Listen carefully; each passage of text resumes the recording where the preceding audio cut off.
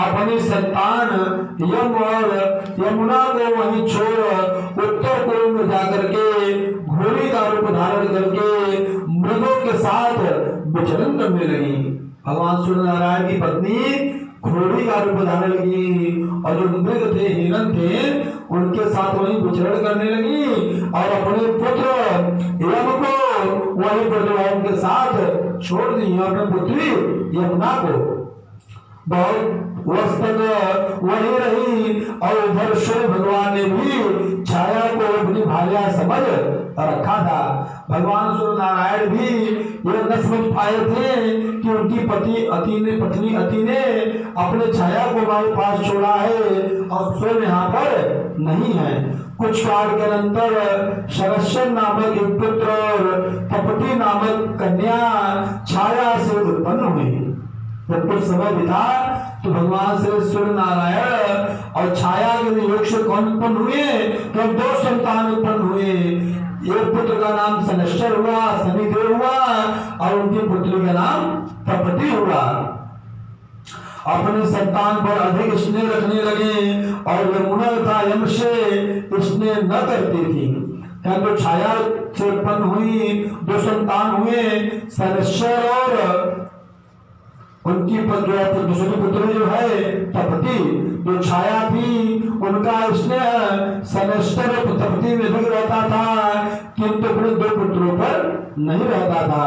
यमुना और तपती का एक दिन विवाह हुआ और परस्पर साप से दोनों नदी हो गई। तब छाया ने यमुना के भाई यम को ताड़ना किया।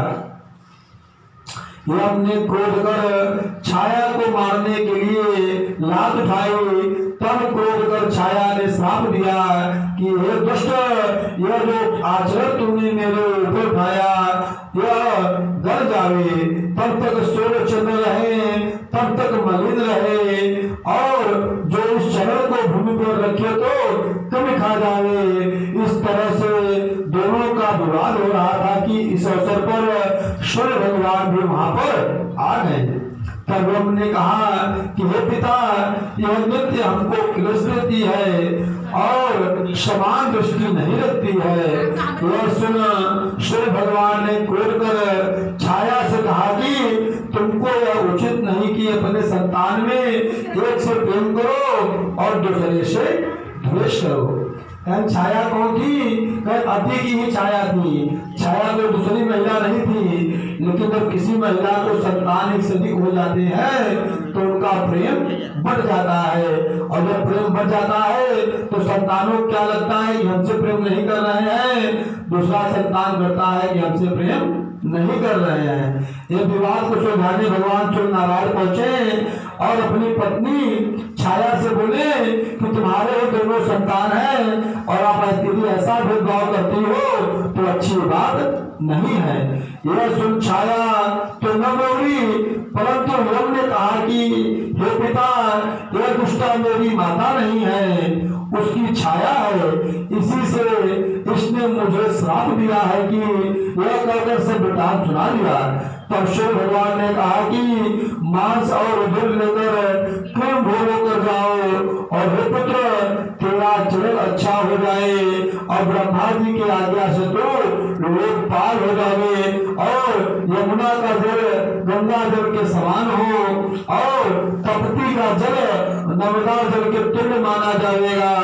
बिंदु पर्वत के दक्षिण भाग में पुष्पजा नदी के साथ तपती का संगम होगा और गंगा के साथ यमुना का संगम होगा। तब यमुना भी गंगा में हो जाएगी, दोनों नदियां सब पापों को हरने वाली होंगी और छाया सबके शरीर में स्थित रहेगी। भगवान सूर्य नारायण ने कहा कि जो तुम्हारी पुत्री जो है, तुम्हारी जो बहन है यमुना, ये जाकर के गंगा में जो भी विलीन हो जाएगी तो यह भी गंगा बन जाएगी और वह भी पूजने के योग्य बन जाएगी। और उसके श्राप का यही एक मात्र निराकरण है। यह व्यवस्था कर दक्ष प्रजापति के समीप आए और अपना सब समाचार कहा। तब दक्ष ने कहा कि आपको अब प्रचंड तेज से व्याकुल है, तुम्हारी भार्या छोड़ करके कहीं चली गई, विश्वकर्मा से तुम अपना रूप सुधराओ। यह कह करके विश्वकर्मा को बुलाकर कहा कि इनका रूप प्रकाशित करो। विश्वकर्मा बोले कि हे महाराज, यदि ये शस्त्र की पीड़ा सह सके तो हम इनका खराज पर चढ़ाकर ठीक कर देंगे। यह सुन भगवान ने कहा कि हम पीड़ा सहेंगे परंतु हमारा रूप उत्तम हो जाए। उनकी सम्मत पा करके विश्वकर्मा अपने शस्त्रों से भगवान श्री सूर्य नारायण के अंग को छीनने लगे। तब पीड़ा से सूर्य नारायण भगवान को बार बार मूर्छा होती थी। इस प्रकार सब अंग तो छटकर ठीक कर दिए परंतु पैर की उंगलियां रह गई। सूर्य भगवान ने कहा कि हे विश्वकर्मा, तुम अपना काम कर चुके हो परंतु हम पीड़ा से बहुत व्याकुल है। तब विश्वकर्मा ने कहा कि रक्त चंदन और करबीर के पुष्पों का आप संपूर्ण शरीर पर लेप करें जिससे अभी यह व्यथा शांत हो जाएगी। जब भगवान सूर्य नारायण अपने अंगों को सुंदर बनवाने के लिए विश्वकर्मा द्वारा अपने अंगों पर अनेकानेक शस्त्रों का प्रहार करके अपना अंग सुंदर बनवाने लगे तो उस समय क्या हुआ, फिर अनेक प्रकार से पीड़ा कष्ट हुआ सूर्य नारायण को। जब पीड़ा कष्ट हुआ तो पीड़ा को दूर करने के लिए क्या उपाय बताया विश्वकर्मा ने कि आप जो है लाल चंदन का लेप लगावे और साथ में जो है किसका फूल चढ़ाए, हम मदार का पुष्प से लेप करावे तो आपका सारा पीड़ा नष्ट हो जाएगा। सूर्य भगवान ने विश्वकर्मा के कहने के अनुसार किया और वह वेदना मिट गई। उसी दिन से भगवान सूर्य नारायण को लाल चंदन चढ़ने लगा। जब भी कोई जातक जल देता है भगवान नारायण को तो उसमें लाल चंदन मिला करके ही देता है। लाल चंदन मिला करके भगवान सूर्य नारायण को जल देने से भगवान नारायण का पीड़ा दूर होता है। भगवान श्री सूर्य नारायण प्रसन्न हो जाते हैं और जो जातक उन्हें लिप देता है भगवान नारायण प्रसन्न होकर के उसे आरोग्य एवं दीर्घायु बना देते हैं। शिव भगवान ने विश्वकर्मा के कहने के अनुसार वैसा किया और उनकी सारी वेदना मिट गई। भगवान को दुखी होते हुए कहा कि हमारे पूजन के और कोई पदार्थ देवे चाहे न देवे परंतु पुरुष रक्त चंदन और करवीर के पुष्प हमारे लिए अर्पण करें, वह मानव प्राण देते हैं। भगवान ने कहा जो भक्त हमारे हमें जल के साथ कैसा जल, सादा जल नहीं, जो रक्त चंदन अर्थात लाल रंग के जल को हमें चढ़ाते हैं हम उनसे प्रसन्न हो जाते हैं, वो हमारे सारे पीड़ाओं को नष्ट कर देते हैं। फूल पुष्पों में जो भगवान नारायण को मदार का फूल चढ़ाते हैं, अर्घ का फूल चढ़ाते हैं, भगवान नारायण प्रसन्न हो जाते हैं। जितना नारायण को 10 सिक्का चढ़ाने से फल प्राप्त होता है उतना मात्र एक मदार के फूल चढ़ाने से फल प्राप्त हो जाता है। सूर्य भगवान के देह में जो तेज उतरा उससे दैत्य का नाश करने वाला वज्र बचा गया। सूर्य भगवान ने वो उत्तम रूप पा करके उत्तर पूर्व में जा बड़े उत्कंठा से अपनी भार्या को ढूंढा और देखा कि वो मृगों के साथ अश्वी अर्थात घोड़ी का रूप धारण करके चल रही है। तब भगवान सूर्य ने अश्व का रूप धारण कर उसके संग किया। तब उस घोड़ी की नासिका से दो बालक उत्पन्न हुए, वो अश्विनी कुमार कहलाए और देवताओं के वैद हुए। जब अश्विनी कुमार हुए भगवान सूर्य नारायण के 6 पुत्र हुए। 2 पुत्र किससे हुए? अति नामक पत्नी से। और जब अति उनके जो पेट को न संभाल पाती थी तो अपने छाया उनके बाद छोड़कर चली गई। उनसे भी 2 संतान उत्पन्न हुए और जब अति छोड़कर गई तो अश्विनी अर्थात घोड़ी का रूप धारण करके वन में विचरण करने लगी। तब भगवान सूर्य नारायण गए, उनसे भी 2 पुत्र उत्पन्न हुए। वो दोनों पुत्र क्या बने? वैद बने और देवताओं के पीड़ाओं को नष्ट करने लगे। तप्ती शनि और सारवड़ी ये तीनों संतान छाया की और यमुना एवं संज्ञा के हुए। सप्तमी के दिन ही दिव्य रूप और भार्या सूर्य भगवान ने पाए। इससे सप्तमी तिथि उनकी प्रिया हुई। भगवान नारायण का सबसे प्रिय कौन सा है? सप्तमी का दिन सबसे प्रिय है। इसलिए लोग सूर्य षष्ठी का व्रत करते हैं और सप्तमी के दिन भगवान नारायण का पूजन करते हैं। तिथियों में सबसे प्रिय भगवान नारायण का तिथि जो है वो सप्तमी है। भगवान सूर्य नारायण को जल देने के बाद 7 बार परिक्रमा का भी विधान है। भगवान नारायण की को व्रत करना चाहता है तो वह रविवार का व्रत करे या सप्तमी तिथि का भी व्रत कर सकता है। सप्तमी के दिन जो पुरुष उपवास करें अथवा रात्रि के समय भोजन करें और अनेक प्रकार के भक्ष्य भोज्य और उत्तम शुद्ध किए हुए साग ब्राह्मणों को देवें और जन्म भर इस व्रत को करें, वो अनेक प्रकार के सुख को भोग करके सर्वत्र जय विजय सिद्ध हो, हर जगह जय विजय को प्राप्त करते हैं। क्या चाहे पुरुष हो या महिलाएं यदि वो सप्तमी का व्रत करती हैं और सायंकाल ब्राह्मणों को उत्तम भोजन कराती हैं, नमक रहित बिना नमक का भोजन कराती हैं, तो भगवान सूर्य नारायण प्रसन्न हो जाते हैं और जिसके मन में जो भी कामना होती है उस कामना में विजय की प्राप्ति हो जाती है। इसमें कोई संदेह नहीं है। भगवान कहते हैं कि अनेक प्रकार के सुखों का भोग करें और सर्वत्र जय पावे और अंत में उत्तम विमान पर चढ़ करके स्वर्गलोक में जाए, कई मनवंतर पर्यंत वहां निवास करे, पृथ्वी पर चतुर्थी राजा हो और बहुत काल तक निष्कंटक राज्य करे। कारण जो भी व्यक्ति जैसा कर्म करता है उस कर्म का प्रतिफल आपको अगले जन्म में अवश्य ही प्राप्त होता है। यानी जन्म से ही कोई राजा है तो लोगों के मन में आता है कि इसने कौन सा कर्म किया कि राजा बन गया, तो उसने पूर्व जन्म में बहुत धर्म किया था, वह धर्म इतना संचित हो गया था कि पृथ्वी लोक पर उसका पूरा आगमन हुआ। इस पृथ्वी लोक को कर्मभूमि कहा गया है।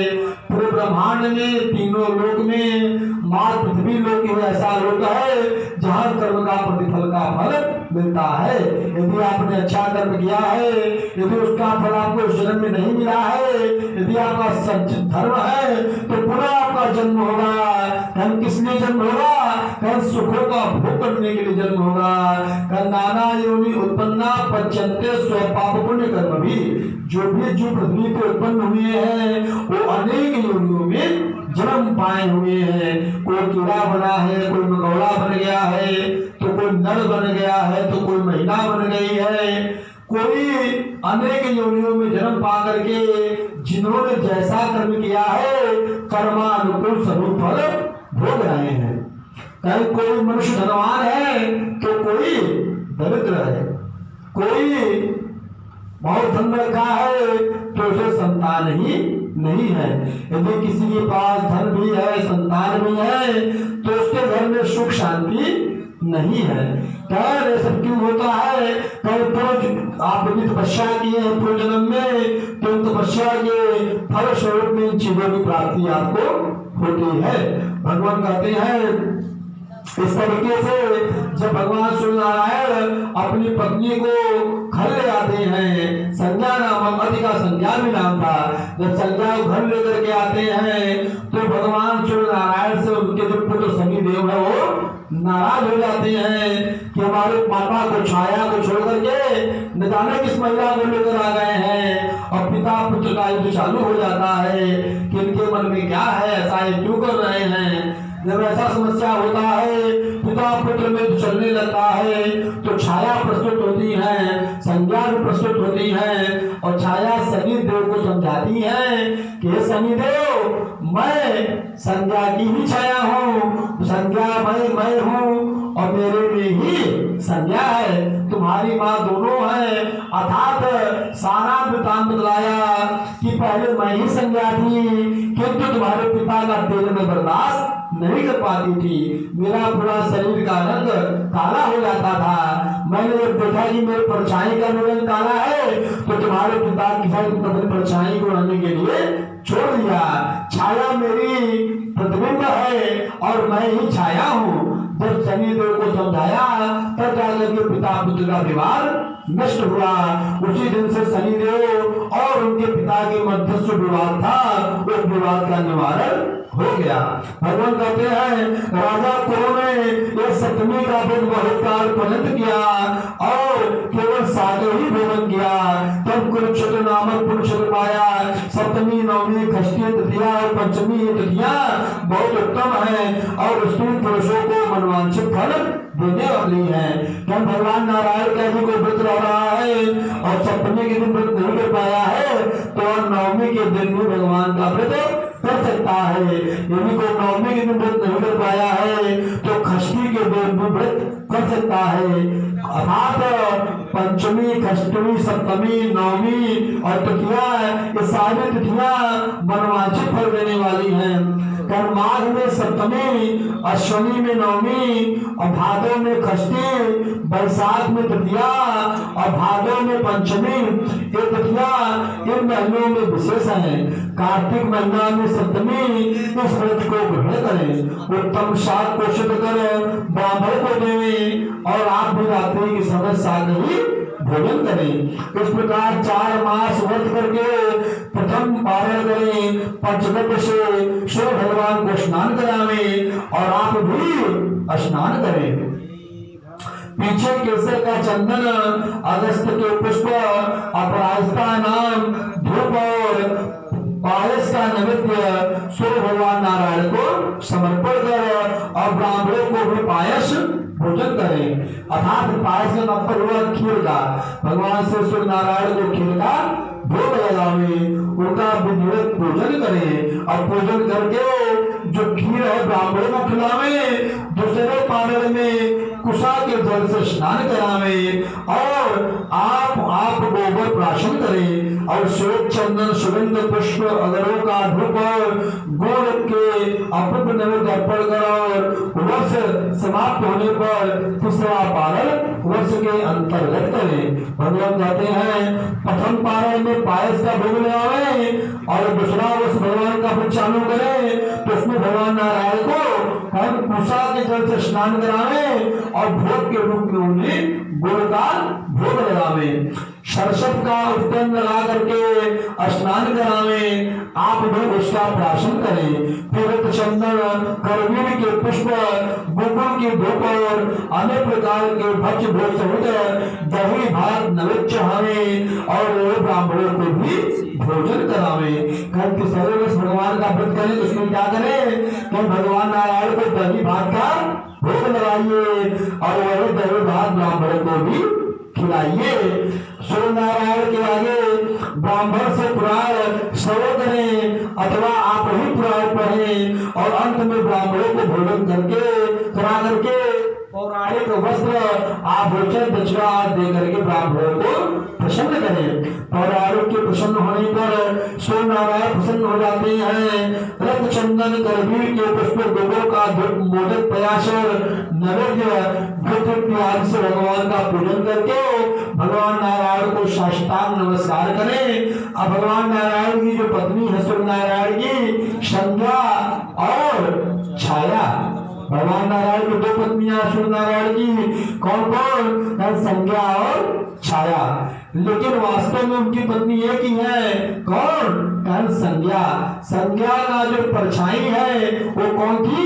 वो छाया थी। भगवान सूर्य नारायण के तेज को संज्ञा बहुत सुंदर थी और उनके तेज से उनका पूरा शरीर जलकर काला हो जाता था। इस एक दिन संज्ञा ने विचार किया कि क्यों ना मैं अपने प्रतिबिंब को यहीं छोड़ दूं और अपने प्रतिबिंब को छोड़ करके घोड़ी बन करके अंबुल में विचरण करने लगी थी। फिर भगवान सूर्य नारायण ने अपने अंगों का छिलन करा करके पुनः उन्हें वापस लेकर आई। इस प्रकार से बोले सूर्य नारायण भगवान की जय।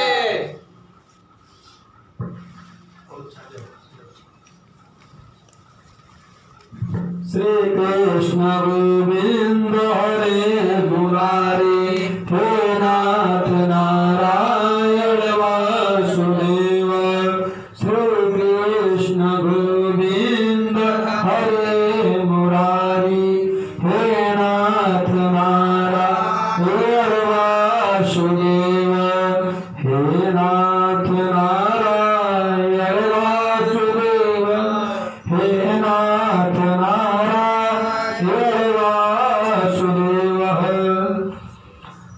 भगवान सूर्य नारायण के नित्य अर्चन का विधान, भगवान श्री नारायण का प्रतिदिन कैसे पूजन करें, उनका क्या विधान है, इस बारे में हम सभी प्रश्न का अध्ययन करेंगे।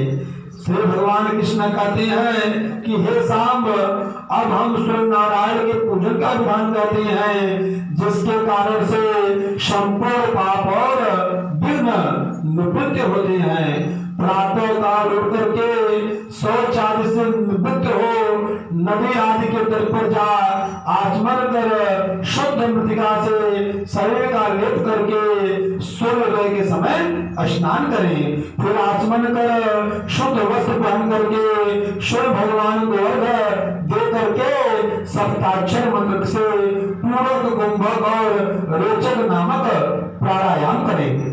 क्योंकि भगवान नारायण का भगवान पूजन करके दर्शन करने में और उन्हें अर्घ दे करके हम 3 मुद्राओं से उनको प्रणाम करेंगे, जिसमें प्राणायाम करते हुए भगवान नारायण के सप्ताक्षर मंत्रों का 3 बार उच्चारण करेंगे। भगवान कहते हैं कि इस तरीके से स्तंभन और बलावान करके नवीन शरीर उत्पन्न करें और स्थूल सूक्ष्म शरीर तथा इंद्रियों को अपने अपने स्थान पर स्थापित करें। ओम खः स्वाहा हृदयाय नमः, ओम खः स्वाहा शिरसे स्वाहा, उदकाय स्वाहा शिखाय वखट स्वाहा, कवचाय होम स्वाहा स्वाहा, निद्राय वखट खगुलाय स्वाहा, अस्त्राय फट।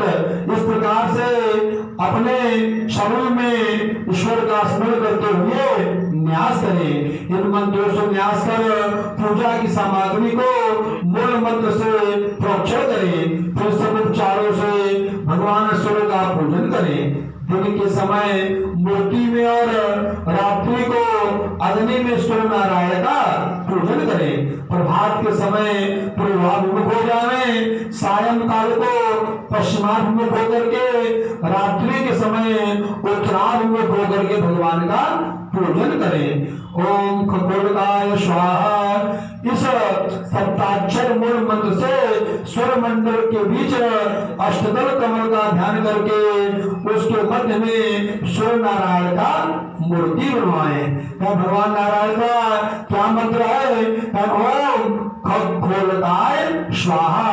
ये भगवान नारायण का सप्ताक्षर मंत्र है। इन मंत्रों का जप एवं स्मरण भगवान के समीप करते रहें। फिर रक्त चंदन करबीर आदि रक्त पुष्प धूप दीप अनेक प्रकार का नैवेद्य बलि वस्त्र आभूषण आदि उपचारों से भगवान का पूजन करें अथवा रक्त चंदन से भगवान नारायण का पूजन करें। इस प्रकार से पूजन करके भगवान नारायण को अनेक मुद्राओं से प्रणाम करें। नमस्कार मुद्रा, पद्म मुद्रा, माहेश्वता मुद्रा और अष्ट मुद्रा दिखावे। इस मुद्राएं पूजा जब ध्यान अर्घ आदि के अनंतर दिखानी चाहिए। इस तरीके से भगवान नारायण का पूजन करके अब भगवान के ओम खगोलकाय स्वाहा इस मंत्र का जप, इसे सप्ताक्षर मंत्र कहा गया है, इसका जप निरंतर करते रहिए। बोलो श्री नारायण भगवान की जय।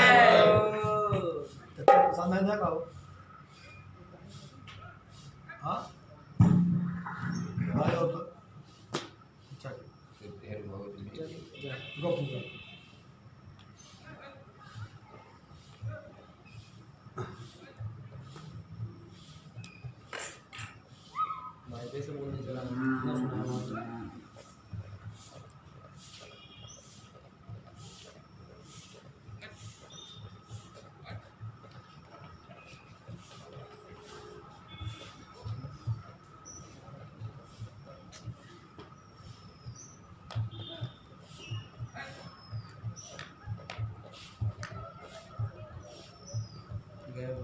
प्रसाद दे प्रसाद